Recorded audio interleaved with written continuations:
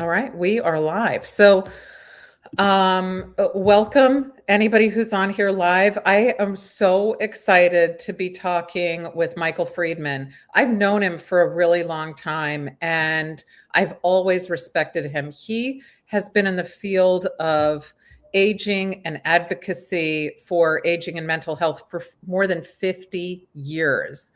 And he's a prominent advocate on issues at the intersection of aging and mental health. He's really known for founding and directing the Geriatric Mental Health Alliance of New York. The work that has come out of, his advocacy has changed how geriatrics is in New York. So it's really amazing that we get to have him here. And interestingly, so Michael he's 80 and I am in my 50s. And so we're going to be talking about all the things from our own perspectives about aging. But a fun fact about Michael is that he is a jazz musician and a jazz photographer. So I was so fortunate. I think it was about 15 years ago, Michael gave me one of his photos. I got to choose from several that he had. And it was a real delight because he's incredibly talented. So another fun fact is that you can find his writing on Substack. So if you have never heard of Substack, you don't know what it is, go check it out. He has a really thriving column there on Substack that you should be checking out.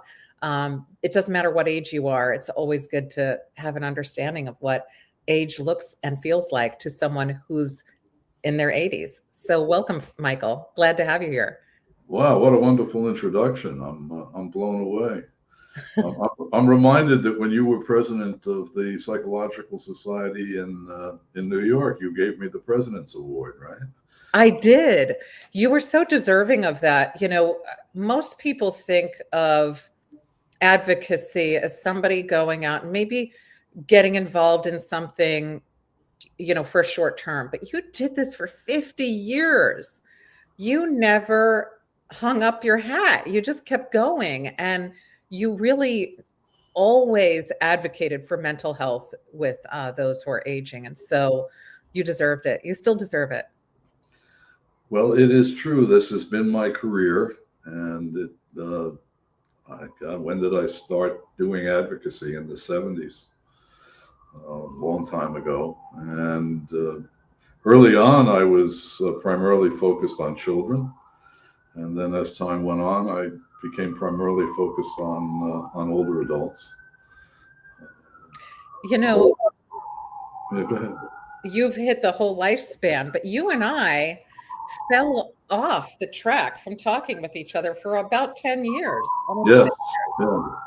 And we just picked up like a couple weeks ago, and it was like no time had passed. Well, I've been reading your blog. I'm totally astounded that you put out one of these things a day. I'm doing a blog now, and I'm struggling to do one every 2 weeks. And it's just amazing. You write good stuff. It's interesting. It's well done, and you're doing it every day. You know, you know, Really amazing. Thank you. But it was interesting that it took a blog by you and a blog by me to reconnect us. Yes. And, you and I don't necessarily see eye to eye on everything. So I'm excited to be able to talk about this because you and I agree on most everything, but we don't agree on everything. So I'd love you to talk about your most recent blog because that's something that a lot of people don't necessarily hear much about, and it really sparked me to think a little bit more deeply. Can you tell me a little bit about it? Well, you and I, as you said, come at this from two different perspectives, and those perspectives are very much driven by our age. You're in your 50s, you said. Yeah. I am 82. And one of the things that I've noted in one of my blog posts, as a matter of fact, that was when I was your age and I was talking about old age, I was uh, quite optimistic about old age. And friends that I had who were in their 80s at that time used to say to me, Michael, just you wait. And they were right, I'm sorry to say, Deborah. And I can say to you, Deborah, just you wait. And that's what you're saying to me, because I write all these optimistic, um, blogs, and you were like, just you wait. And so tell me, what do we have But I to think wait where you're for? coming from is very important. You're saying to people in their 50s, don't be scared about getting older. There's lots of positives. Life can be terrific in many ways when you're older, and that's true. And I think back to number one, when I think back to when I became old. When did I become old? Older Americans access, I was 60. Medicare says 65. Social Security says 67, somewhere in there. So I focused on 65, as many people do. And it was a lot of terrific things. I became eligible for Medicare. I got to retire. I didn't have to raise money anymore. I've been in the not-for-profit world for all the years that you talked about, and I never loved the fundraising part of that. I don't like that either. And I became, I think, less stressed, less ambitious, and I had a bit more time for myself. And so there are many positives, not to mention discounts at movie theaters, and we get some real benefits as we become older. So I think the things that you're saying are very important to say to people who are approaching old age with a sense of trepidation about it. And it is important to combat the view that aging is just awful.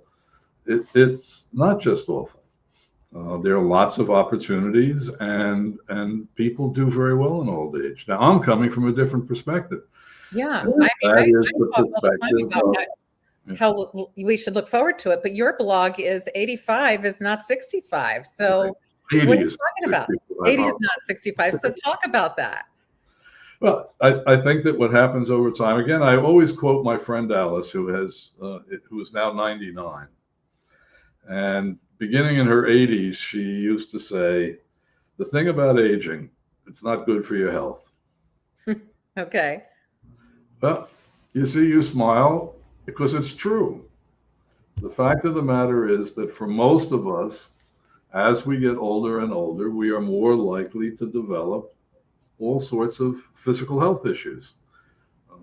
We're more susceptible to chronic diseases. Uh, our strength diminishes. I try these days not to talk about the loss of physical ability, but the decline or diminishment, because it's not lost, but it's less. Yeah. And I think it is. There are a few superagers. There are some people out there who get through this, and I hear about this all the time.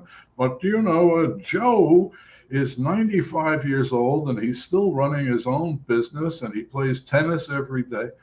Well, good for Joe. But there aren't many Joes out there. And the fact of the What are matter you is, saying? Are you saying that we shouldn't? Are you saying that we should look at more like the general population rather than the people who are super agers? absolutely. Okay. I think looking at the superagers, want to look at the superagers as superagers, that's great. That's something to know about. But if you want to use the superagers as examples of what it is to age, that's a huge mistake. Okay. I could That's, see that. that's not where most of us are. I can see that. I do think though, as a younger person, I want to know there are super agers out there. And by younger, I'm saying I'm in my 50s, you're in your 80s. I want to know that there's something that I may be able to look forward to, right? Because when I was younger, I thought turning in Well, I my think that there are two different things. One is, yes, there are super agers, and that's a good thing for people to know about, and they can hope that they'll be super agers if what they want is to be young for the rest of their lives. Uh, but there's you can have a good life without being a super ager. And What does that look like, having a good life without being a super ager? And well, so a super ager is it looks like me. well, what's I different from look okay, you don't I? and a super ager? How are you different from a super ager? How am I different from a super ager? Well, in the first place, I've got a ton of chronic health conditions. I mean, I have diabetes, I have gout, I have high blood pressure, I have a spinal cord injury, I have chronic kidney disease. You want me to keep going down the list? I mean, and that stuff interferes with my life. Now, to me, sitting here, you still seem like you're doing so much and that you're doing everything. You are so involved in life. You write, you do photography at a high level. You're a jazz musician. You have a community of friends. You have all kinds of things happening. Is there something that you would say is lacking or missing there? I think I have a pretty good life. And the point that I keep trying to make, and I guess I write with a negative tone, and people are struck by my negativity. And I think that, as you know, my wife died this past summer. I know. I'm sorry. I'm still in the early stages of grief, and my next post is going to be about that. Uh, so, I mean, this is a hard time in my life emotionally. Yeah. Yeah. Uh, because of that loss. So I think I lean to the negative these days, and that comes through in what I write. But I believe that people my age can have very good lives, albeit not the same lives that they had. Yeah. Not the same. So I don't have the physical abilities that I once had. Uh, there was a time when I was younger, when I was, believe it or not, a jock. I mean, I was a pretty good athlete. Take dancing. I went dancing the other night. Did Okay. you? Yeah. So I have, I have a jazz group, and the singer in the jazz group and I have become friends. And so she takes me places that young people go, and we went out dancing. Now, mostly what that meant was I watched her dance. Okay. So there was a time when I would have been on my feet dancing, and I was a good dancer. I would have been on my feet dancing for the whole time we were there. Instead, I was sitting at the bar with my camera, taking pictures of people who were in much better shape than I, who were actively dancing. So, what to say about that? It's we great. all are, though. Isn't that how we all are? Because I'm not the same as I was. I always tell my students, you can outrun me, but I'm happier than you. Because, I don't care. I'm not keeping up with the Joneses anymore. I don't have all of those things that, I already know who I am. I'm not trying to find myself. Um, you know, I, I believe that as we grow older, we do change, but that we can retain a lot of our emotional fortitude that we've built up over the years. Do you agree with that, or do you disagree with that? Both. Enough with the Aristotelian law of excluded middle. It has to either be or not be. Okay. A lot of things in life are both. So let's just take what you've said. My emotionality has changed considerably. Now, a big chunk of that is the fact that I'm a widower. Well, yeah. So, um, I will find myself from time to time just sort of crying for no reason at all. Yeah. Sometimes I know the reason, sometimes I don't. Uh, I cry at strange things. It's like sentimentality. So I cry sometimes when I realize how alone I am. And I cry once I was watching my granddaughter play soccer and I suddenly started to cry because it was so wonderful to see these 9-year-old girls playing soccer and to know that they were going to grow up and become women and have a life. I'm getting emotional as I talk now. Uh, so one of the things that's changed with me, and I suspect I have no, you know more than I, you're the psychologist. I think that at a certain point in age, people be, people's emotions open up more. Yeah, I would agree with you. I agree. I do agree with you with that. That's a sort of a development in a positive way.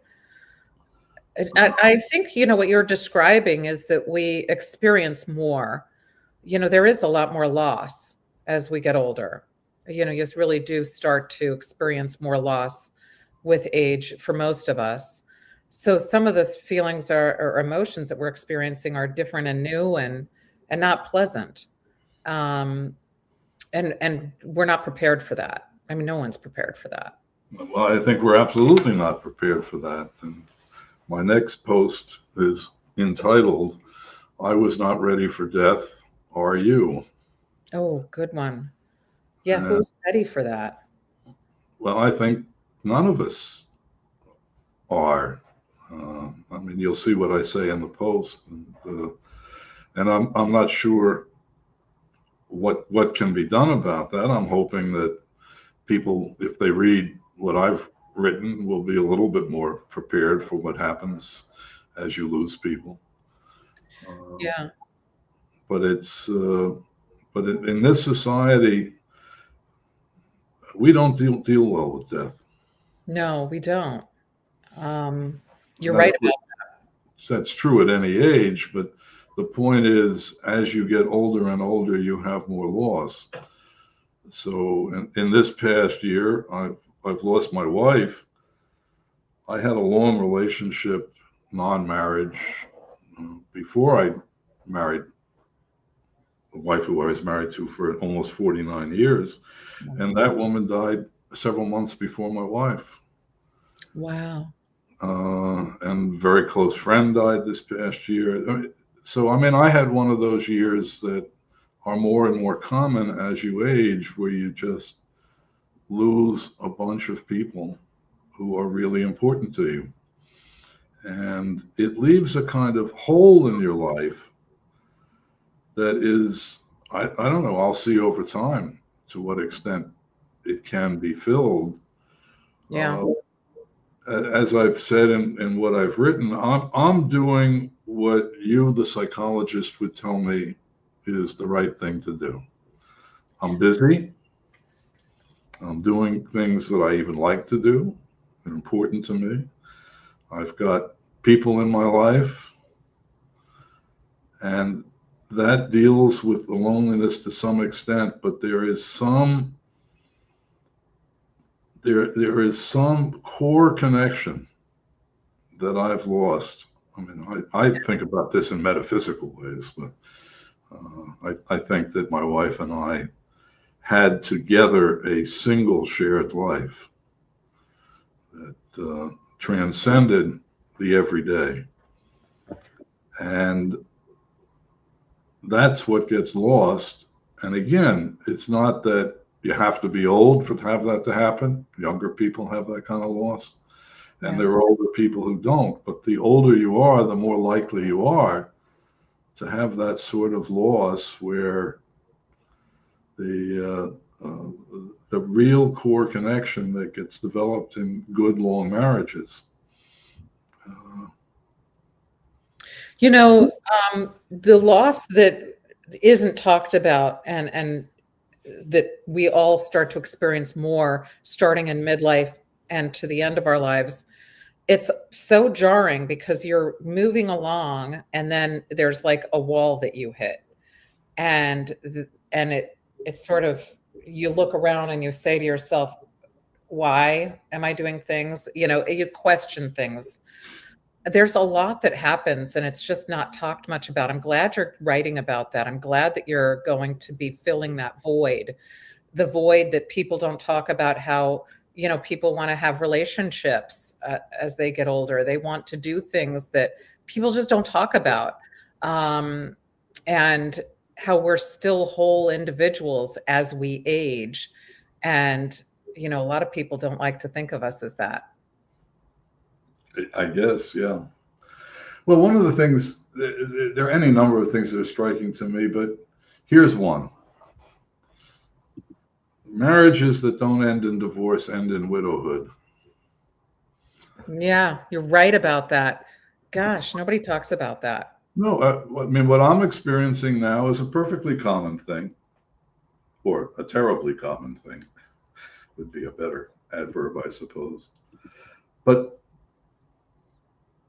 it's a common part of life. Yeah.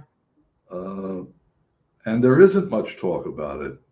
I've been in this field of geriatric advocacy for a very long time. And when we talk about widowhood, we talk about, correct me if I'm wrong, we talk about the fact that a lot more women than men are widows. Yep. And we talk about the fact maybe that men who are widowed are more likely to take their own lives than women are. Yep. But the everyday stuff of being a widow, I have never heard discussed. No, the whole emotionality is taken out. There's Yes. facts that are presented. People present facts. But anybody who's experienced anything, if I were to say, I'm going to give you all the facts about what it's like to fall in love, it's different. When people are given the facts of what it's like to be in an intimate relationship, it's different than when you're it's, the feeling is what makes it. And you're right. The day to day is what we're not prepared for. We are given facts, but how are you going to feel? How's the world going to change? Is the view that you take on going to change? Is it going to remain the same? Will there be an emptiness? Will there be a loneliness? The emotionality of it is not talked about at all. And that's what I'm seeing also about midlife. Midlife, people don't talk about the emotional aspects of midlife. They talk about things. They'll say, oh, and then you'll hit menopause. Oh, men might have low testosterone. Okay. Well, what does that mean? What does that look like? And, we don't talk about how you get a liberated feeling when you hit a level of expertise in your areas, or maybe you might feel liberated with empty nest. Maybe you won't. But these sorts of things are often just presented as facts or stages as opposed to And emotion. often in abstract terms. Yes. Yes. Yeah. And certainly one of the reasons that I am writing as personally as I am in my blog posts is to try to at least give one example of what the experience is. Yeah. So Give me first of all, share your blog if you can. Just hit paste in the comment so yeah, that I'm not people sure. who are watching can find your blog. I will tell people that your blog is on Substack. And what's the title of your blog? One very old man, thoughts One near the end of my life. One very old man. And you do write with a lot of you remove the abstract with everything. So thank you for posting that. I'm just going to make sure it got up there. I see it there. Okay, good. Oh, wait, hold on. You put it in the private chat. I'm going to put it in the main chat. Okay. Okay, so Oh, I see. I'm putting it out there right now. So check out Michael's Substack, because even if you aren't thinking about aging, our whole goal in life is to age, and to get older. So it's so important to find out what people are thinking and feeling about age, their perspectives, what their and yours isn't coming from out of left field.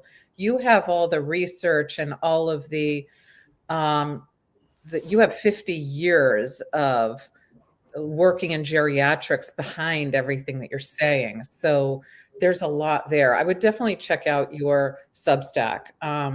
So for anybody listening, definitely check it out. It's super important. But can you tell us that last blog that I wanted to walk us through it? Walk us through the emotionality of it, because I felt it when I was reading it.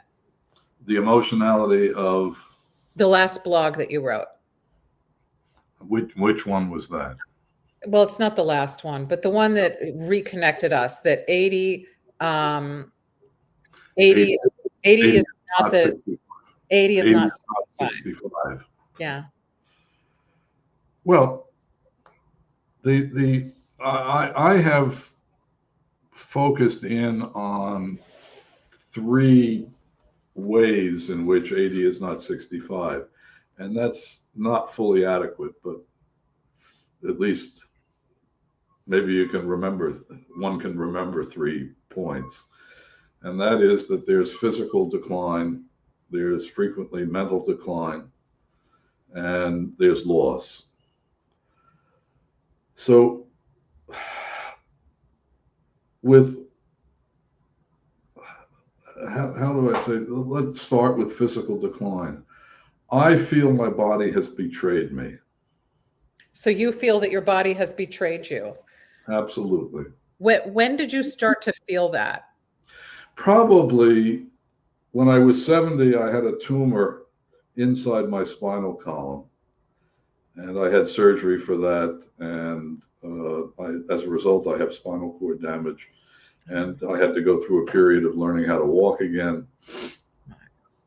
Uh, and you know, recovery from one point of view took a few months. I actually had my 70th birthday party within a couple of months of having the surgery, but it was a good year. And not a good year. I mean, it took a year to have more substantial recovery. But what's the result of that? The result of that is that I've been in chronic pain since 2 years before the surgery. So that goes back to 2011. So for the past 14, 15 years, I've never had a day without pain. Oh, wow. That Now, is a betrayal. there are times in my life when that pain has been so severe that I really needed heavy duty painkillers to deal with it. Fortunately, most of the time, it's just a pain that's there. I've gotten used to it. It's sort of in the background. But as a result of that and other things, I have balance issues. I'm just about to give my car to my daughter. Oh, so it's affected your driving. Yeah. Mm, Well, at least it threatens to, yeah. and has. So I'm not sure I'm answering your question about what the emotions are, but uh, I walk with a cane. Why do I walk with a cane? Because if I don't walk with a cane, I'm going to fall down. Yeah. Now, I've gotten adjusted to that. I, in fact, would argue that maybe even most people my age should be walking with canes because falls are such a significant cause of premature disability and death. And we have a terrible attitude about canes. So I've gotten used to it, but I don't like it. I don't know that I'm describing the emotion. But No, you are. Betrayal that is a feeling, right? And that's a powerful feeling, to feel betrayed by yourself, and by your own body. The way you're describing it is you're saying how you are much more limited than you were before. You were an athlete when you were younger. You enjoyed dancing, and now you're thinking you might have to give up your car. That yeah, an emotional thing. Those are not just listing off things that you mentioned. That's a betrayal. And I can understand when you say that how that would be, because these are things we all take for granted. And then suddenly You know, have that. there are other things like, and I have diabetes, and I've gotten past the point where any of the medications work for me, so I now have to give myself insulin injections twice a day. Is it a big deal? No. Is it a big deal? Yes. Yeah. You know, I don't like it. I don't like it. So I mean, I don't know that I'm capturing the emotionality of that. And uh, as you mentioned earlier, low testosterone, common among men as they age. Uh, Sexual capacity diminishes. I'll refrain from discussing my own sexual situations, but it's not like it was when I was a young man. And that's a terrible blow psychologically. Yeah, absolutely. Those are So, things that I have, I write about midlife and aging and all the things we have to look forward to. And I don't write about what you write about.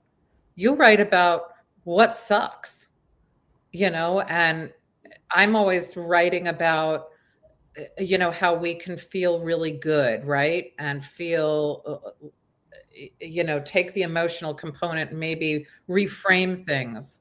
But you're talking about things that it's very hard to reframe not driving.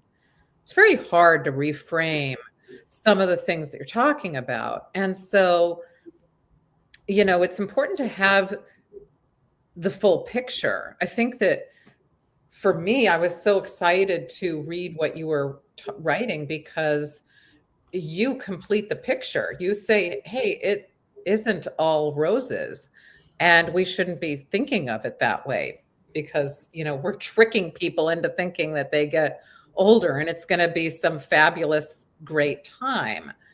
And I think there's real importance in hearing that there are everyday challenges that exist that affect us emotionally. well, I think that what you say is important to say as well. So we live in a society where ageism is common, and ageism is fundamentally the belief that aging is just a terrible thing. Uh, and that's not true. Aging is not just a terrible thing. But I do think that in our field, uh, geriatric advocates have gone too far in denying the aspects of aging which are far less than great, to understate it. So, the first blog post I wrote was called Realism About Aging is Not About Being Old, is Not Ageism. There are things that happen as you get older. And again, there are physical changes, there are mental changes, and loss, I think, is a very big deal. Yeah. Uh, and these things are real, and they contribute to, uh, what I'm writing about now, which is about facing death, is the emotional journey is of being the partner of somebody who's dying. Yeah. Uh, so for the person who's dying, there's obviously an emotional journey as well. But I've, for obvious reasons, have become particularly interested in the emotional journey of a person like myself, who was the partner of a person who was dying.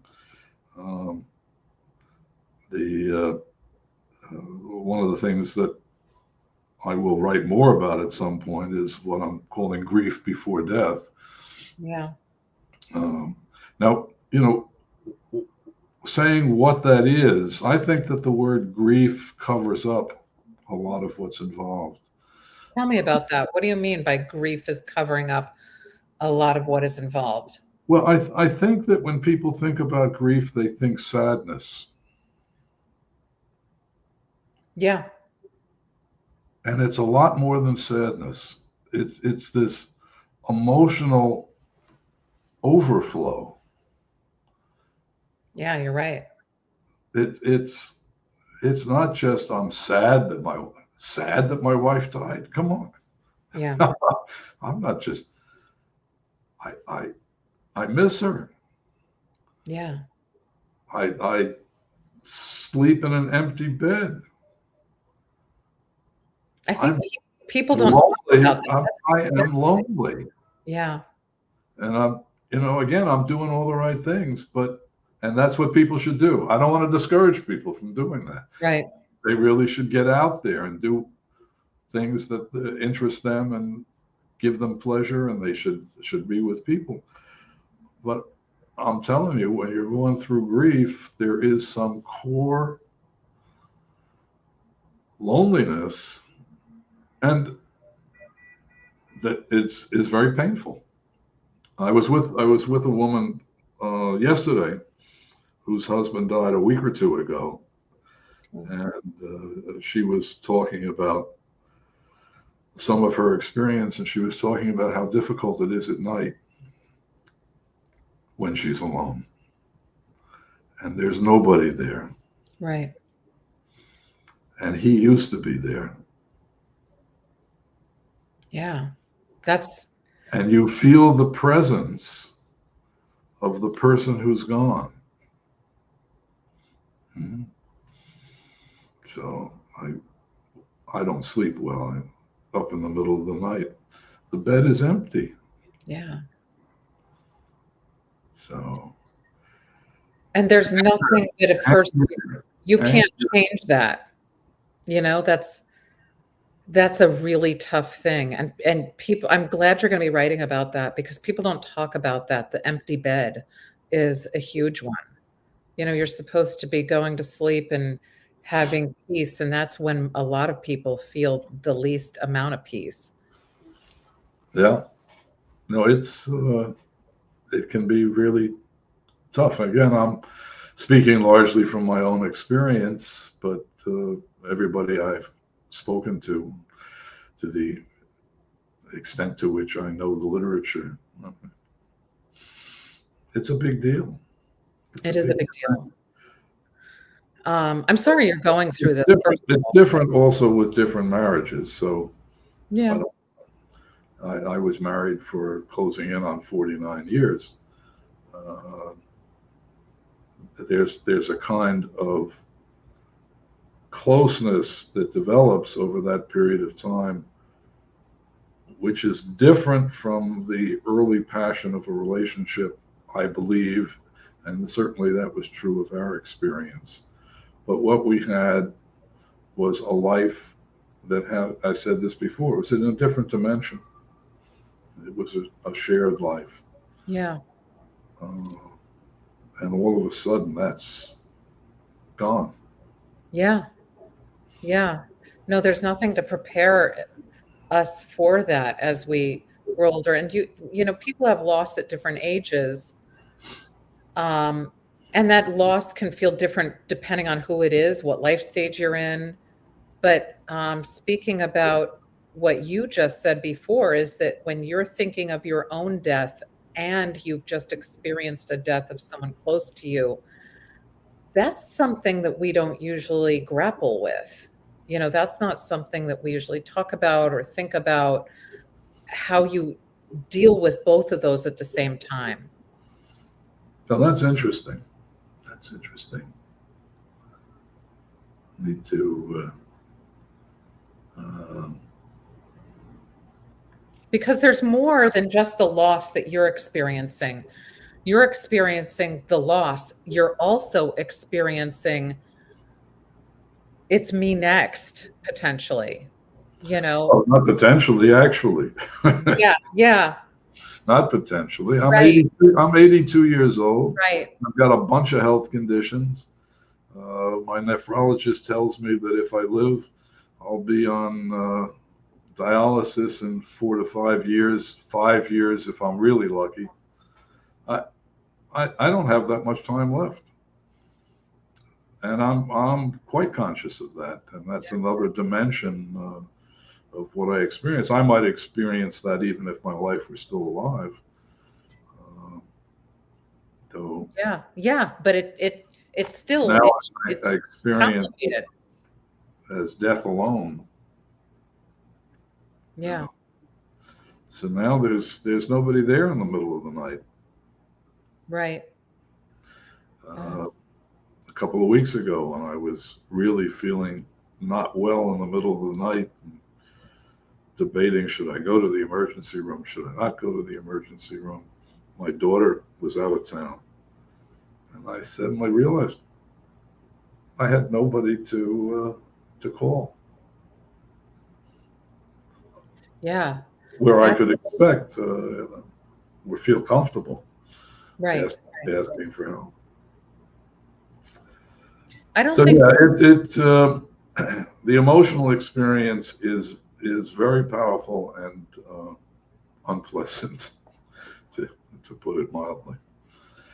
And I hope I capture some of that in what I write. So, you do. And I'm able to feel what you're saying as well, because when you talk about this, it makes me think about it and the emotions of what it feels like. I can picture the bed.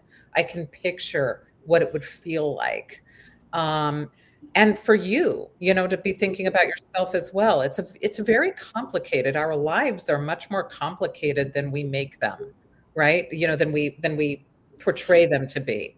But there's so much emotional complication, and that doesn't decrease with age. That we need all of that we've learned from the earlier stages, like we start out as toddlers throwing ourselves on the floor when we're frustrated, having a tantrum, learning coping skills, and you need all of those that you've honed and developed over the decades to get to where you are now, because it's complicated and heavy. yes, I think that we learn to control our emotions as we Yeah.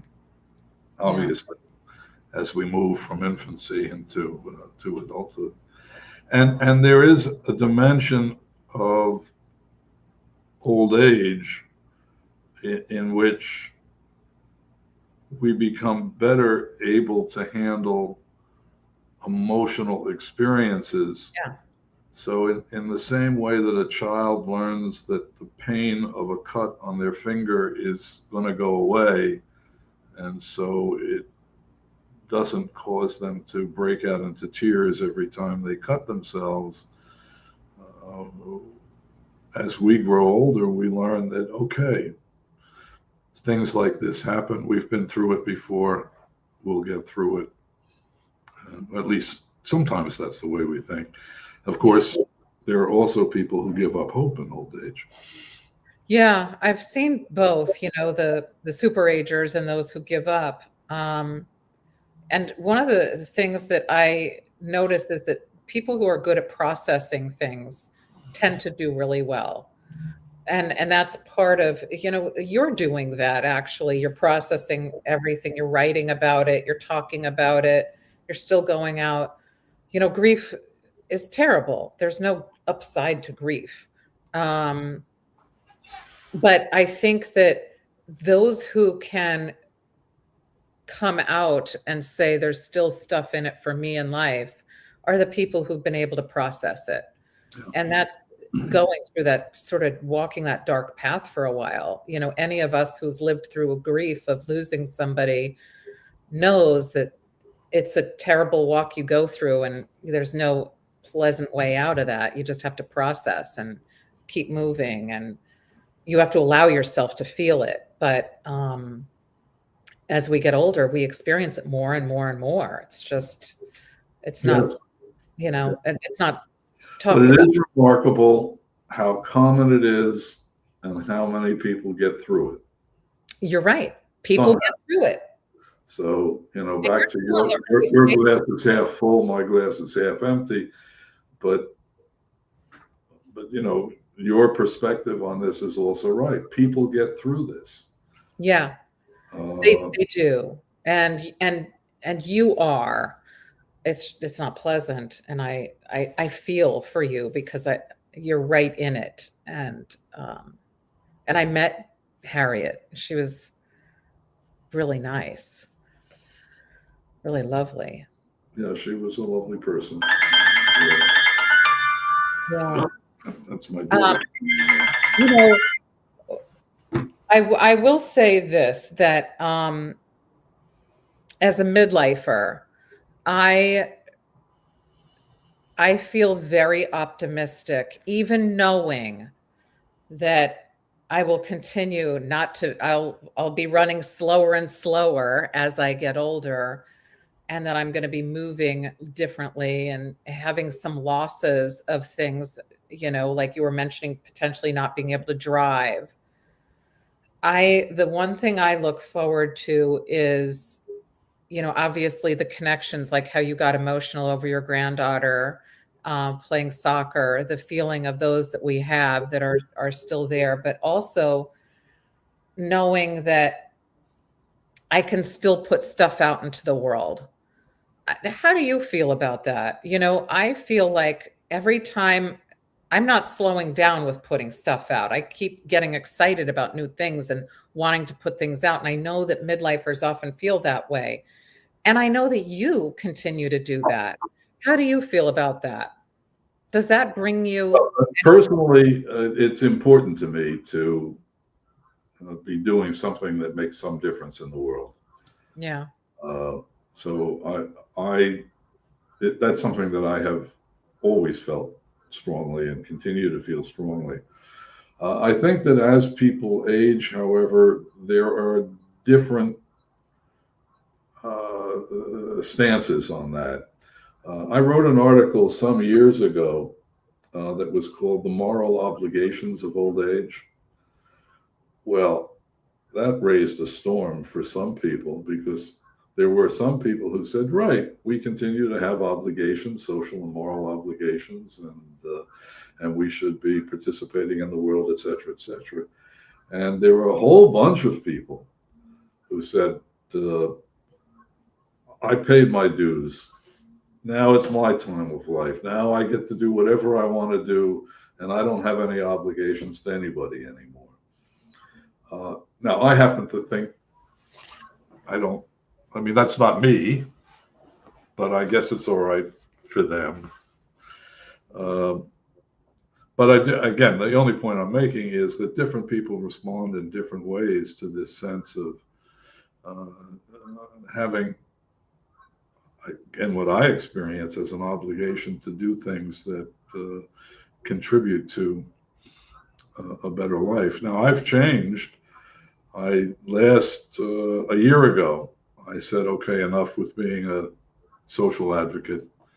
I'm going to devote more of my time now to jazz and to the kinds of things that give me not just personal satisfaction, but jazz, and this is something I have written about, I'll write about again. Jazz is my access to the transcendent. Yeah. So Tell me about that. well, I think that there. How do I tell you about that? Well, I think number one, that an important aspect of having a really satisfying life is having some sense of connection with a transcendent reality. Uh, I happen not to be religious. Probably wouldn't be regarded as spiritual by most people because, in fact, I'm an atheist. But art and music are spiritual experiences for me. So sometimes when I'm playing jazz, jazz, of course, is largely improvisation. So things happen. And sometimes The improvisation is pretty much something I've done before. It's knowing the mechanics and how you get it done. And sometimes it just opens up into something really exciting and different, and it's musically a revelation. It's not necessarily the revelation of any divine being, but it is musically a revelation. That's what I call achieving transcendence. I have the same thing happen with photographs. So, many people think that taking a photograph is pointing a camera at something and taking a picture.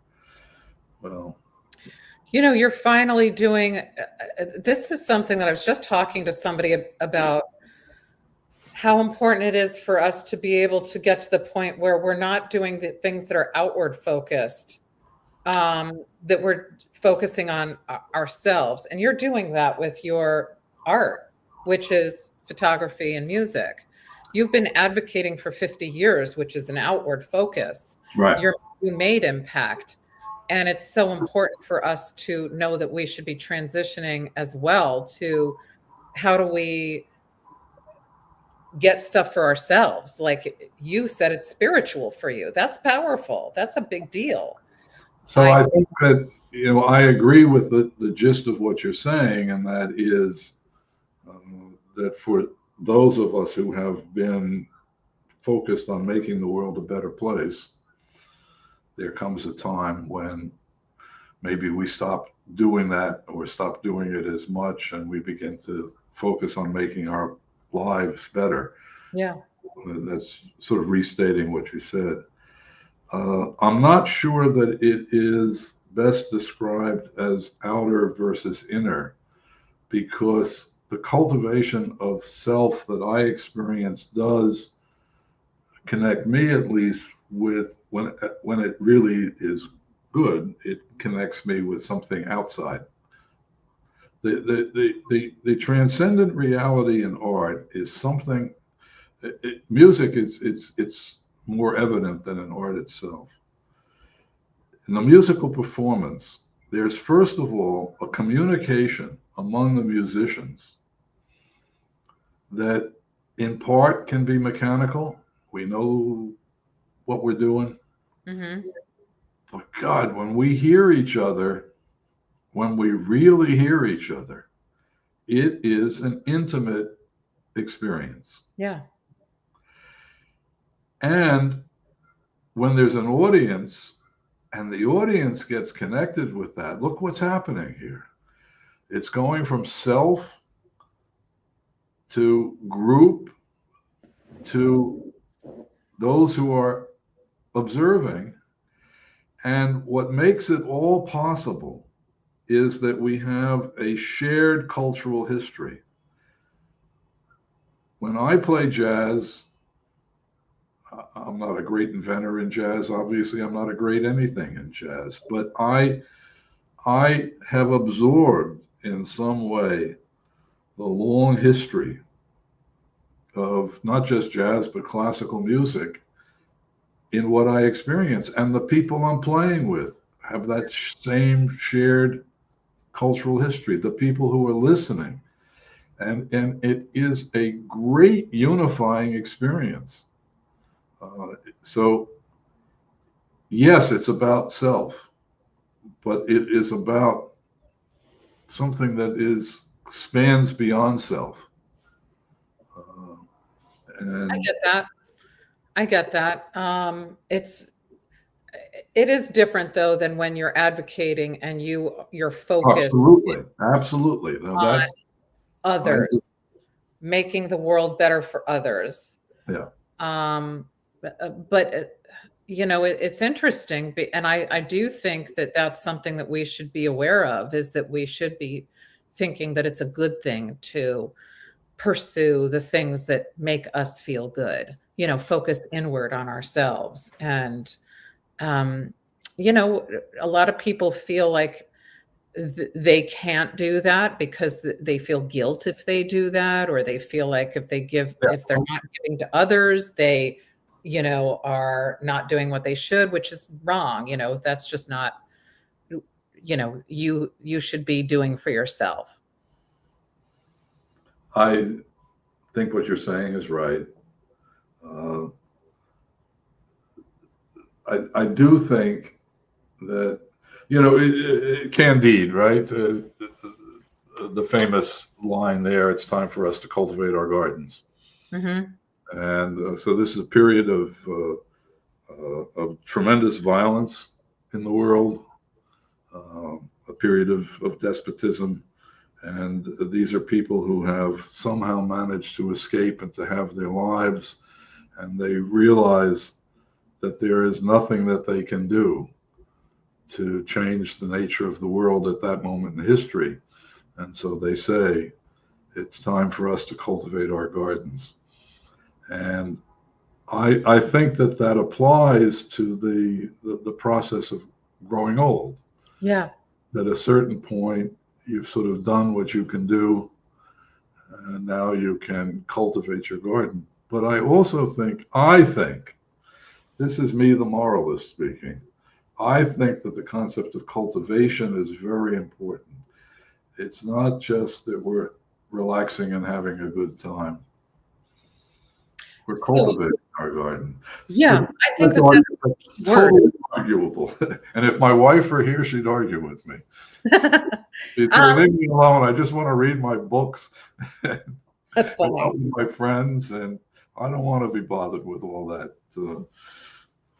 It's funny that you say that because I was talking with my husband last night and I was saying to him, he and I disagree all the time about certain things. And I had written an article a while back that got really a lot of backlash. I wrote how, ageism is not the same as it used to be, that we're making a lot of progress. And I got so much hate mail for that.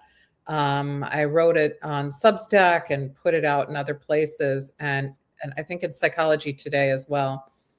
And I actually got hate mail from people saying you're ruining the trajectory of, the activism towards getting ageism to be removed from the world. And so, at any rate, I said, hey, we need to keep doing this. We need to keep talking about how things actually are getting better. We're making change. It's working. If you were to Google in the year 2000, old man, you only got Santa Claus. You move that up a couple of years later, and when you Googled old man, it was people who were victimized and who were frail and feeble and completely decrepit.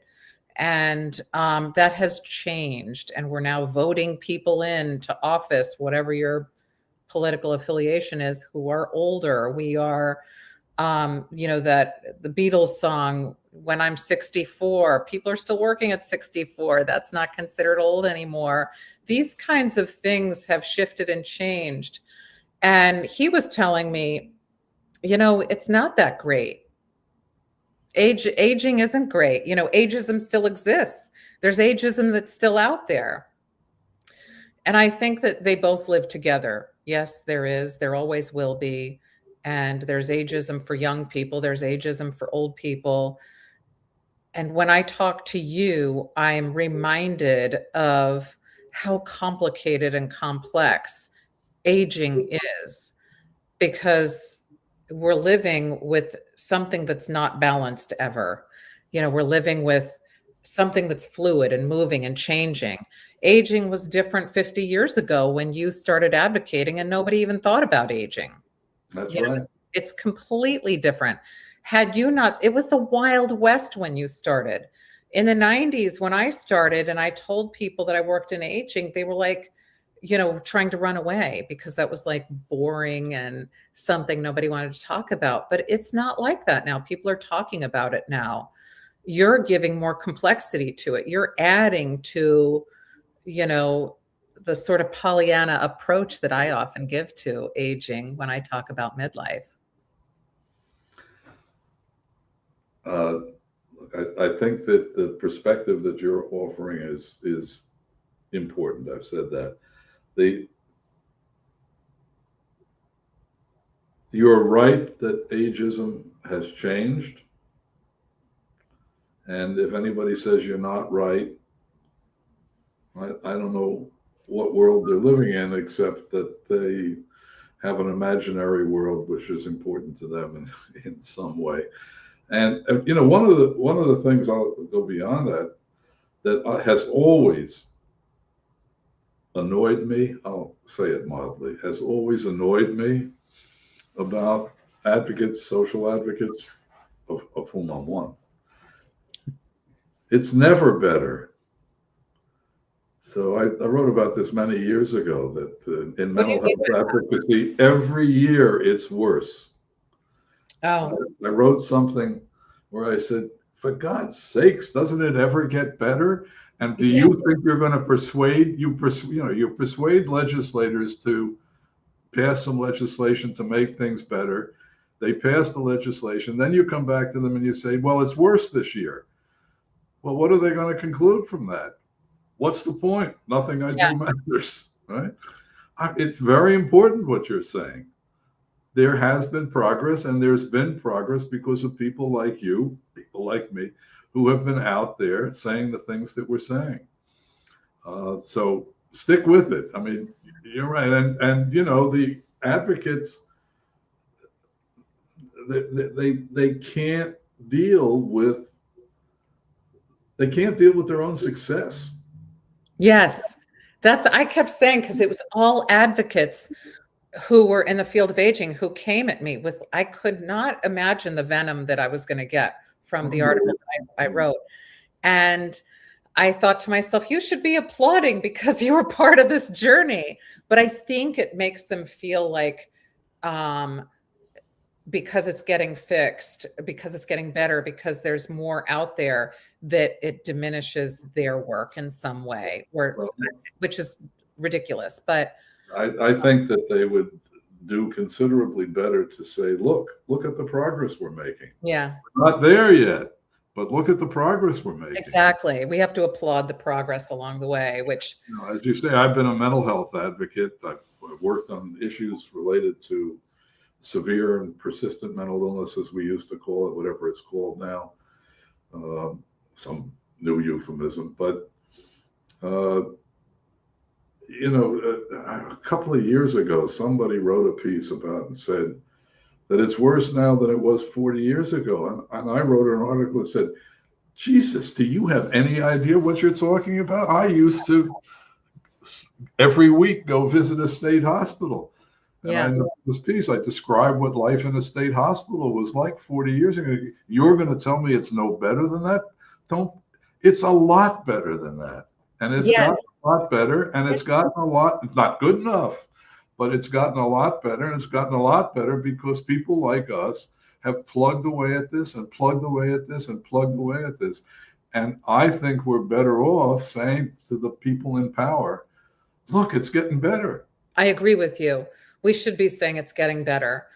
And and you're still continuing on. You're still writing, you're still advocating, and we're still, like, you're still navigating the wild wild west. You're saying, I'm going to uncover for you what exists, 80 and older, and how that looks and feels. And I think that we need to just keep moving on. We need to say, here are our wins. Here's where we're getting it right. Here's where we're getting it wrong. Oh, there's somebody that has a different thought. Let's merge that in and see where we are here. I think that discussions that we can have and continue, like we are now, coming from a different places, is important for us. You made me take a step back and say, oh, I better look at both sides of the coin here. I need to look at, am I setting up people to feel like everything's great, and we don't need to look at the future and some of the losses that we're going to have, and address that and deal with that so we can process it. So I think that even though you are saying, you're taking a back seat to advocacy, I think you're kind of still doing it right now. Well, I guess so. You can't take it away from you. You're gonna. No, it's sort of in my blood, and You yeah, know, I think that And I think I've been consistent with this over my career. I have always preferred talking about the reality um, to well, I mean, there's in advocacy, some people sort of make some things up. I've always been opposed to that, but Yeah. I don't think I think what you're doing is a very important thing to do. Old age is not the end of the world. Well, it's getting close to it, but But it's but you know what I mean. it's close, but it's not the end. Yeah. That's funny. And it really is possible to have a good life and be old, and it's possible to have a good life and be old in the way that I'm old, Yeah. which is a bunch of physical problems. We didn't talk at all about my mental decline, which we could have talked about as well, because I have elements of that, and because there's a lot of loss in my life, as there is in, I think, the lives of almost everybody as they get to be what I'm calling very old, and people yell at me, it's not very old. You're not very old until you're some other age. But whatever, as you get older, these are the things that happen, and they're real and they're tough. Yeah. But it doesn't mean that you can't have a satisfying life.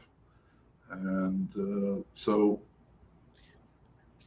I'd love to continue discussing more things with you on a semi-regular basis if you'd like, because yeah, sure, that'd be lovely. I've enjoyed this conversation. me too. I'd love to be able to do it like weekly if you're able to, because I really feel like I learn from you. I always have.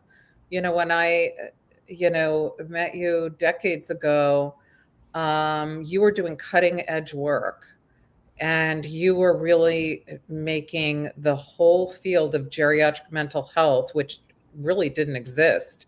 You were working on this before they had palliative care, before they had hospice, before they had, before they even knew that you should be looking carefully at geriatric mental health differently than early adulthood mental health. You were doing all of that. And I think that it would be nice to take a walk down memory lane with you about how far we've come and so that people can really learn from you and so that I can continue to be reminded of all that we have, uh, you know how we've changed as a culture and how we look at geriatrics and mental health. I'd be delighted to talk with you more.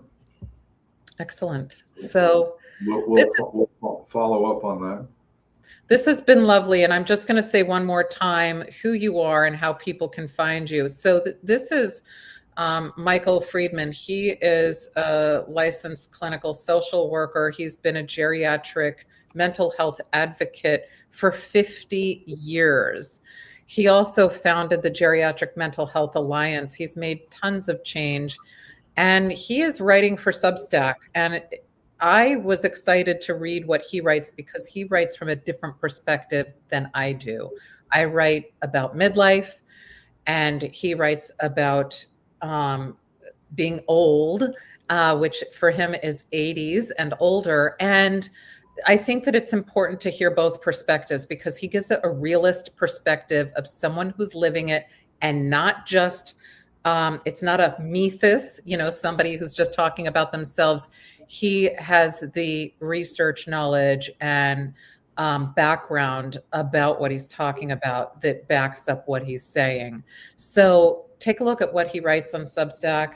Check out both of our work. We write differently about different things, and let either of us know or both of us know what else you'd like us to talk about. So thanks for coming on, Michael. I appreciate you. Well, thank you for inviting me. It's great to catch up with you again. You too. I look forward to continuing our conversation. Me too. So hopefully we'll be back again next week, same time. Oh, we won't because you have something to do. Maybe well, I have a medical appointment which I'm thinking of canceling, but if I don't cancel it, I have to be there. So I'll let you know within a few days. All right. Good. Thank you. Take care. Take care.